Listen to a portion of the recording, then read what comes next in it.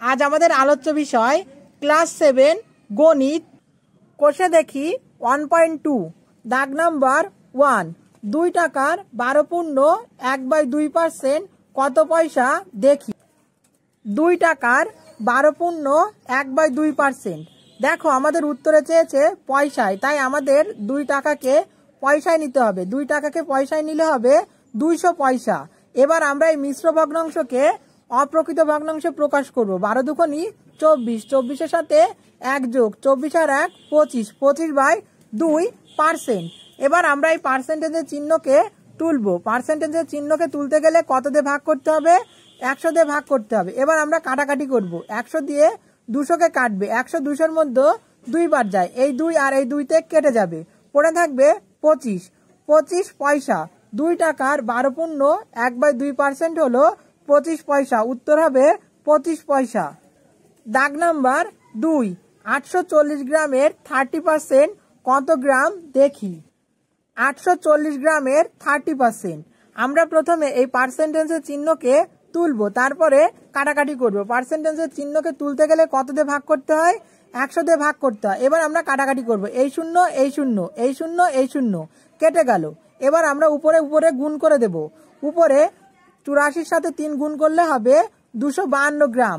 অতএব 840 গ্রামের 30% হলো 252 গ্রাম। উত্তর হবে 252 গ্রাম। দাগ নাম্বার 3। 25 টাকার 8% কত টাকা দেখি। 25 টাকার 8%।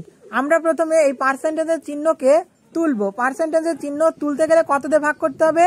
100 দিয়ে ভাগ করতে হবে। এবার আমরা কাটাকাটি করব। 25 দিয়ে 100কে কাটবে, 25কে 25, 4 25 100। আবার 4 দিয়ে কাটবে, 4কে 4, 4 দুগুণে 8, পড়ে থাকলো 2 সমান সমান 2 টাকা। 25 টাকার 8% হলো 2 টাকা। উত্তর হবে 2 টাকা। দাগ নাম্বার 4। 55 গ্রাম 5 কিলোগ্রামের শতকরা কত দেখি।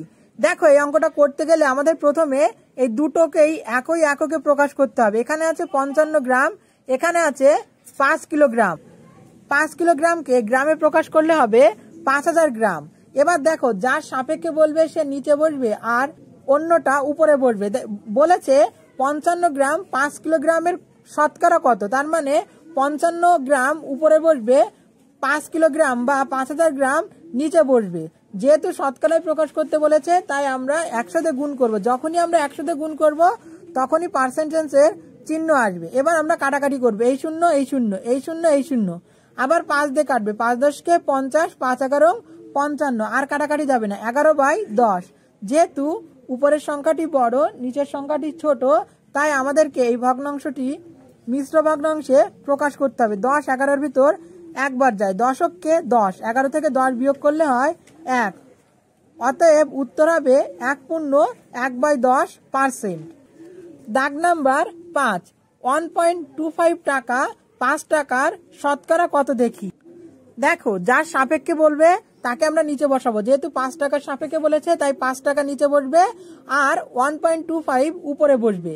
যেহেতু শতকরায় প্রকাশ করতে বলেছে তাই আমরা 100 দিয়ে গুণ করব। যখনই আমরা 100 দিয়ে গুণ করব তখনই পার্সেন্টেজের চিহ্ন আসবে। এবার দেখো এই দশমিকটাকে তুলতে হবে। দশমিকটাকে তুলতে হলে আমরা দেখবো যে দশমিকের পরে কয় অঙ্ক আছে। দশমিকের পরে 2 অঙ্ক আছে, তাহলে কত দিয়ে ভাগ যাবে? 100 দিয়ে ভাগ যাবে। এবার আমরা কাটাকাটি করব। এই 100 কেটে যায়, 5 দিয়ে কাটবে, 5কে 5, 5 25 125 সমান সমান 25%। উত্তর হবে 25%। দাগ নাম্বার 6। 16 লিটার 1000 লিটারের শতকরা কত দেখি। যার সাপেক্ষে বলবে তাকে আমরা নিচে বসাবো। যেহেতু 1000 লিটারের সাপেক্ষে বলেছে তাই 1000 লিটার নিচে বসবে, 16 লিটার উপরে বসবে। শতকরায় প্রকাশ করতে বলেছে তাই আমরা 100 দিয়ে গুণ করব। যখনই আমরা 100 দিয়ে গুণ করব তখনই পার্সেন্টেজের চিহ্ন আসবে। এবার আমরা কাটাকাটি করব। এই শূন্য এই শূন্য এই শূন্য এই শূন্য কেটে গেল, উপরে থাকবে 16, নিচে থাকবে 10। এবার আমরা এটাকে দশমিক ভগ্নাংশে প্রকাশ করব।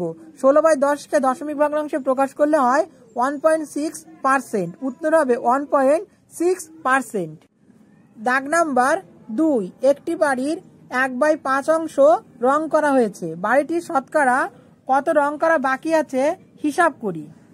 আমরা ধরে নেব বাড়িটির সম্পূর্ণ অংশ হলো 100। বাড়িটির 1/5 অংশ রং করা হয়েছে। অতএব বাড়িটির শতকরা রং করা হয়েছে 100 এর 1/5 অংশ। এবার আমরা কাটাকাটি করব।